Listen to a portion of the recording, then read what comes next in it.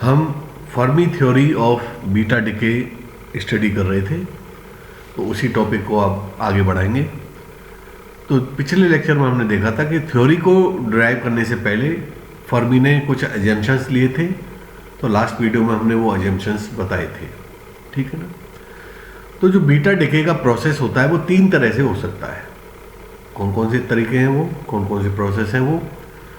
पहला है, अगर नेगेटिव बीटा डिके है, यानी इलेक्ट्रॉन्स एमिट हो रहे हैं, तो वो उसमें क्या होगा, ये जो न्यूट्रॉन है ये न्यूक्लियस के अंदर है, अनस्टेबल। हमेशा डिके उन्हीं न्यूक्लियाई का होता है जो अनस्टेबल होते हैं, स्टेबल न्यूक्लियाई कभी डिके नहीं करते। तो अनस्टेबल न्यूक्लियाई के अंदर ये न्यूट्रॉन है, उसके अंदर न्यूट्रॉन डिके करता है और प्रोटॉन में कन्वर्ट होता है। ये प्रोटॉन भी किसके अंदर है, दूसरा जो डॉटर न्यूक्लियस बना, इस न्यूक्लियस को बोलेंगे हम पेरेंट न्यूक्लियस और इसको बोलेंगे हम डॉटर न्यूक्लियस। तो ये न्यूट्रॉन किस में कन्वर्ट हो गया, प्रोटॉन में। ये न्यूट्रॉन अभी भी न्यूक्लियस के अंदर है और न्यूक्लियस से बाहर ये 2 पार्टिकल एमिट होते हैं, इलेक्ट्रॉन एमिट होता है और एंटी न्यूट्रिनो एमिट होता है, ठीक है ना। क्योंकि अब न्यूट्रॉन हमने पॉली जो फर्मी है उसने पॉली की हाइपोथेसिस को यूज किया था, तो उसमें न्यूट्रिनो की कल्पना की गई थी पार्टिकल की। तो ये न्यूट्रॉन भी न्यूक्लियस के अंदर है, ये प्रोटॉन भी न्यूक्लियस के अंदर है। न्यूक्लियस के अंदर ही एक न्यूट्रॉन प्रोटॉन में कन्वर्ट हो जाता है, तो जो पेरेंट न्यूक्लियस है वो डॉटर न्यूक्लियस में बदल जाती है और इलेक्ट्रॉन यानी इलेक्ट्रॉन जब एमिट होंगे तो वो कहलाती है नेगेटिव बीटा डिके, यानी इलेक्ट्रॉन पर चार्ज कैसा है, नेगेटिव है, तो नेगेटिव बीटा डिके हो गया। इसी तरह से जो कुछ न्यूक्लियाई ऐसे होते हैं जो अनस्टेबल होते हैं, उनके अंदर प्रोटॉन न्यूट्रॉन में कन्वर्ट हो जाता है। ये प्रोटॉन पेरेंट न्यूक्लियाई के अंदर है, ये न्यूट्रॉन डॉटर न्यूक्लियाई के अंदर है और एक पॉजिट्रॉन और न्यूट्रॉन एमिट होगा। तो चूंकि पॉजिट्रॉन पर पॉजिटिव चार्ज है तो ये पॉजिटिव बीटा डिके कहलाता है। तीसरी तरह का बीटा डिके और होता है, उसमें क्या होता है कि एटम में जो न्यूक्लियस है, तो न्यूक्लियस के बाहर जो इलेक्ट्रॉन रोटेट हो रहे हैं उनमें से वो इलेक्ट्रॉन को न्यूक्लियस कैप्चर कर लेता है, वो इलेक्ट्रॉन न्यूक्लियस के अंदर चला जाता है। तो न्यूक्लियस के अंदर जाते ही वो क्या करेगा, प्रोटॉन से मिलकर प्रोटॉन को वो न्यूट्रॉन में कन्वर्ट कर देता है और इसमें केवल क्या होगा, एक न्यूट्रिनो एमिट होगा, एंटी न्यूट्रिनो एमिट होगा, ठीक है। तो यहाँ एक मिनट में थोड़ी गलती होगी, एंटी न्यूट्रिनो नहीं होगा, ये न्यूट्रिनो होगा, क्योंकि यहाँ पर ये पार्टिकल है और ये भी पार्टिकल होगा, एंटी पार्टिकल नहीं होगा। ये गलती से बार लग गया है, ये न्यूट्रिनो है। तो अपने नोट्स में आप करेक्शन कर लेना, ये न्यूट्रिनो है, ठीक है ना। तो 3 तरह से 3 प्रोसेस होते हैं बीटा डिके में, positive negative beta decay, positive beta decay and electron capture type beta decay. तो ये तीनों ही प्रोसेस बीटा डिके कहलाते हैं। एक में नेगेटिव बीटा रेज एमिट हो रही है, एक में पॉजिटिव बीटा रेज एमिट हो रही है, एक में इलेक्ट्रॉन का कैप्चर हो रहा है, ठीक है ना। तो ये तीनों ही प्रोसेस बीटा डिके कहलाते हैं। तो फर्मी ने क्या किया, first order time dependent perturbation theory का यूज किया और उसने किसी बीटा डिके में जो इलेक्ट्रॉन एमिट हो रहा है उसका मोमेंटम अगर Pe और Pe प्लस dBe के मध्य हो और पर सेकंड ऐसे न्यूट्रॉन के एमिट होने की प्रोबेबिलिटी इस first order time dependent perturbation theory से डिराइव की, तो वो एक्सप्रेशन ये है। ये एक्सप्रेशन क्या है, ये इस बात की प्रोबेबिलिटी है, P क्या है, प्रोबेबिलिटी, यहाँ पर जो कैपिटल P है probability that an electron of momentum between Pe and Pe plus dBe is emitted per unit time।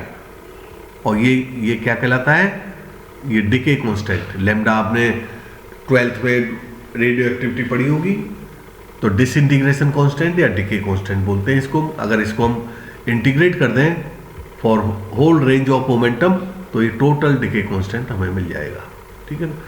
तो इस एक्सप्रेशन को से हम स्टार्ट करेंगे। तो ये एक्सप्रेशन आपको याद रखनी पड़ेगी, इसका भी कोई डेरिवेशन नहीं है, ये हमने डायरेक्ट यूज़ किया है। यहाँ पर डेरिवेशन है time first order time dependent perturbation theory से ये ड्राइव की गई है, तो हम यहाँ पर इसका डायरेक्ट यूज़ करेंगे। तो ये प्रोबेबिलिटी क्या है, कितनी है, 2 pi upon H cross modulus HIF square DN upon DE0। ये E0 क्या है? जैसे मैंने जो बीटा डिके की कर्व बताई थी उसमें जो एंड पॉइंट एनर्जी थी, यानी maximum energy of beta decay या maximum energy released in a beta decay, वो कहलाती है E0, एंड पॉइंट एनर्जी। ठीक है ना?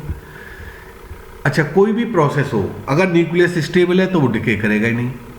अनस्टेबल है, अनस्टेबल इसका मतलब उसके अंदर कोई फोर्स लग रहा है जो उसको डिके करने के लिए मजबूर कर रहा है।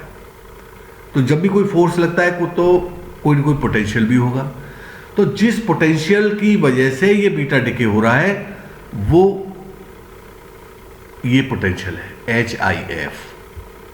तो वेयर HIF इज पोटेंशियल और interaction causing the transition from initial to final state. Initial state क्या थी हमारी? Parent nucleus. फाइनल स्टेट क्या हो गई? Daughter nucleus plus beta particle plus neutrino. Final state में हो गए 3 पार्टिकल। डॉटर न्यूक्लियस, ये ऊपर दिया हो डॉटर न्यूक्लियस हो गई, ये डॉटर न्यूक्लियस के अंदर है, plus electron plus anti neutrino. तो फाइनल स्टेट में तो 3 पार्टिकल हो गए, डॉटर न्यूक्लियस, इलेक्ट्रॉन और न्यूट्रिनो। और इनिशियल स्टेट में क्या है? केवल पेरेंट न्यूक्लियस है जो अनस्टेबल है। ठीक है ना? तो HIF क्या है? वो पोटेंशियल है, वो इंटरेक्शन है जिसकी वजह से ये बीटा डिके हो रहा है। अगर ये पोटेंशियल नहीं होता तो बीटा डिके पॉसिबल नहीं था। अब इसकी वैल्यू क्या होगी, कैसा स्ट्रक्चर होगा, क्या फॉर्मूला होगा, ये चीज़ें अननोन है, इसलिए मैंने यहाँ लिखा है अननोन। ये पोटेंशियल की फॉर्म क्या होगी वो हमें अभी पता नहीं है। इसका काम केवल इतना है कि सिस्टम को इनिशियल स्टेट से फाइनल स्टेट में पहुंचा देता है। It is also called as interaction matrix element. इस HIF को हम क्या बोलते हैं? Interaction matrix element. और ये डिफाइन किया जाता है HIF is equal to integral psi f star H psi I d tau. ये psi f क्या है? फाइनल स्टेट का वेव फंक्शन। ये मैंने बोल्ड बनाया है तो इसका मतलब है ये फाइनल स्टेट। फाइनल स्टेट क्या है हमारी?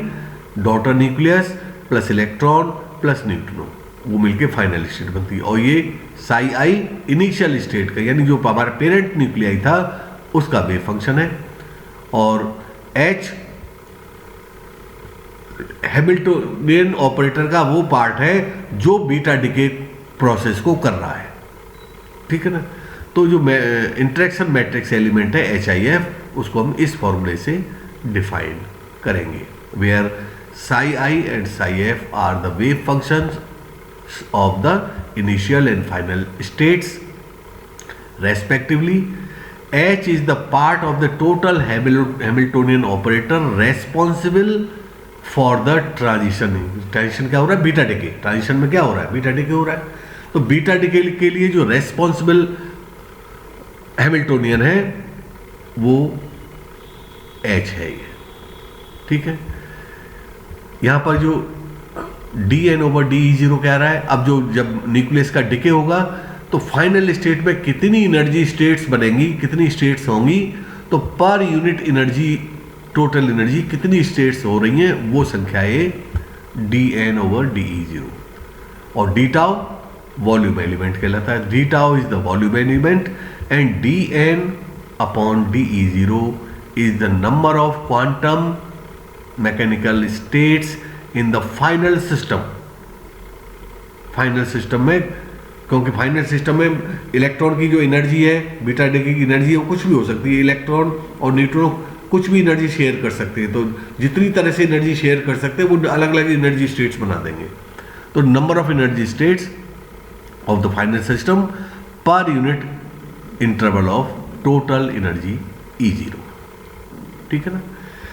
अब हम जो मैंने शुरू में भी 3 प्रोसेस बताए थे बीटा डिके के, उसमें हम एक प्रोसेस, पहला वाला प्रोसेस लेके चलेंगे इसको, जिसमें बीटा माइनस का डिके हो रहा, बीटा माइनस डिके, यानी इसमें जो इलेक्ट्रॉन समिट हो रहे हैं वो वाला प्रोसेस लेके चलेंगे। तो इसमें ये पेरेंट न्यूक्लियस है, उसके अंदर न्यूट्रॉन है, वो कन्वर्ट हो गया प्रोटॉन में, डॉटर न्यूक्लियस बन गई, इलेक्ट्रॉन नेगेटिव बीटा रे एमिट हो गई और न्यूट्रिनो, एंटी न्यूट्रिनो एमिट हो गया। तो देखिए यहाँ पर इनिशियल स्टेट में क्या है? केवल पेरेंट न्यूक्लियस है। तो इनिशियल स्टेट का जो वेव फंक्शन है बोल्ड साई आई, वो उसमें क्या है, केवल पेरेंट न्यूक्लियस है। तो उसको हम अब बोल्ड नहीं बनाएंगे, यहाँ पर ये सिंपल साई लिखा है, आई लिखा है, इसका मतलब ये पेरेंट न्यूक्लियस का वेव फंक्शन है। फाइनल स्टेट का जो वेव फंक्शन है साई एफ, बोल्ड वाला, बोल्ड बनाया है जो मैंने 2 बार पेन फरा दिया इस पर। इसमें क्या क्या आ रहा है, डॉटर, इसमें डॉट, यहाँ क्या आ रहा है, ये डॉटर न्यूक्लियस, इलेक्ट्रॉन और एंटी न्यूट्रिनो। तो एक वेव फंक्शन तो इसका होगा, तो साई डॉटर न्यूक्लियस का वेव फंक्शन, इलेक्ट्रॉन का वेव फंक्शन और एंटी न्यूट्रिनो, तीनों का प्रोडक्ट है ये साई एफ। तो डॉटर न्यूक्लियस के वेव फंक्शन को लिखेंगे हम सिंपल साई आई, साई एफ से, इलेक्ट्रॉन के वेव फंक्शन को साई ई और एंटी न्यूट्रिनो के वेव फंक्शन को साई न्यू बार। ठीक है ना। तो अगर हम इन वैल्यूज को हम इस इक्वेशन में यहाँ रखें, साई एफ की जगह पर क्या क्या लिखेंगे हम, psi F, psi E, psi nu bar, तो इक्वेशन हमारी हो जाएगी H I F is equal to integral psi F, psi E, psi nu bar, तीनों पे स्टार लग जाएगा, एच साई आई। जो बोल्ड साई आई था वो तो केवल साई आई के बराबर है, जो बोल्ड साई आई है वो केवल साई, सिंपल साई आई के बराबर है, क्योंकि वहाँ पर इनिशियल स्टेट में क्या है बराबर, केवल पेरेंट न्यूक्लियस है एक। ठीक है ना। तो हम ये इक्वेशन आ गई हमारी। द फॉर्म ऑफ इंटरेक्शन, जैसे मैंने बताया, जिस इंटरेक्शन या जिस फोर्स की वजह से, जिस पोटेंशियल की वजह से ये बीटा डिके हो रहा है वो अननोन है, उसकी फॉर्म हमें पता नहीं है कैसा होगा वो पोटेंशियल। इस वजह से फर्मी ने क्या किया, एक नया कांस्टेंट इन्वॉल्व किया। Therefore Fermi suggested a new constant called Fermi coupling constant denoted by G. एक जी से ये जी कहलाता है फर्मी कपलिंग कांस्टेंट, इसकी वैल्यू ये दी हुई है यहाँ पर। ठीक है ना। Which determines the strength of the interaction, beta decay की स्ट्रेंथ कितनी होगी वो ये कपलिंग कांस्टेंट डिटरमाइन करता है। इसकी वैल्यू जितनी ज़्यादा होगी बीटा डिके की स्ट्रेंथ उतनी ज़्यादा हो जाएगी, इसकी वैल्यू जितनी कम होगी, इसकी वैल्यू तो फिक्स है, तो बीटा डिके की स्ट्रेंथ के अनुसार इसकी वैल्यू है। ठीक है ना। We know that the emission of an antineutrino and absorption of a neutrino of opposite momentum are equivalent. अब देखिए ये इक्वेशन देखिए, इसमें क्या हो रहा है, एंटी न्यूट्रिनो एमिट हो रहा है, एंटी न्यूट्रिनो एमिट हो रहा है। अगर मैं इस न्यूट्रिनो को इधर लाना चाहूं तो यहां से हटा के यहां रखूं तो ये न्यूट्रिनो में बदल जाएगा, क्योंकि फिर ये इक्वेशन बैलेंस नहीं होगी। ये पार्टिकल है लेप्टॉन, ये एंटी लेप्टॉन है, तो लेप्टॉन नंबर कंजर्व हो गया क्योंकि इधर कोई लेप्टॉन है ही नहीं। अगर मैं इसको इधर लाऊं तो इधर लेप्टॉन है तो इधर लेप्टॉन ही होगा, लेप्टॉन मतलब एंटी न्यूट्रिनो नहीं होगा, न्यूट्रिनो आएगा। तो इसका मतलब ये हुआ ये emission of antineutrino is equivalent to absorption of neutrino. मैंने यहां से न्यूट्रिनो को उठा के इधर रख दिया लेफ्ट हैंड साइड में, तो अब ये न्यूट्रिनो एंटी न्यूट्रिनो नहीं होगा, ये न्यूट्रिनो हो जाएगा, ये न्यूट्रिनो, क्योंकि लेप्टॉन नंबर तभी कंजर्व होगा। तो इस एक्सप्रेशन का मतलब ये है कि emission of antineutrino is equivalent to absorb, ये एब्जॉर्प्शन हो रहा है न्यूक्लियस में, पेरेंट न्यूक्लियस में न्यूट्रिनो एब्जॉर्ब कर लिया, तो absorption of a neutrino of opposite, इनके मोमेंटम अपोजिट होंगे, इसका और इसका मोमेंटम अपोजिट मोमेंटम के होंगे, तो ये दोनों इक्विवेलेंट होते हैं। तो हम इस एक्सप्रेशन को इस एक्सप्रेशन में भी कन्वर्ट कर सकते हैं। तो अगर हमें अब इसकी जगह जो वेव फंक्शन लेंगे तो क्यों एब्जॉर्प्शन हो रहा है, तो साई न्यू की जगह, यानी ये एमिट हो रहा है, ये एब्जॉर्ब हो रहा है, तो स्टार यहाँ से स्टार हट जाएगा फिर। ठीक है ना। तो ये साई न्यू स्टार की जगह पर हम साई न्यू यूज कर सकते हैं। और एक और सब्स्टिट्यूशन किया फर्मी ने, जो फर्मी कपलिंग कांस्टेंट लिया, तो उसने ये माना कि जो हमारा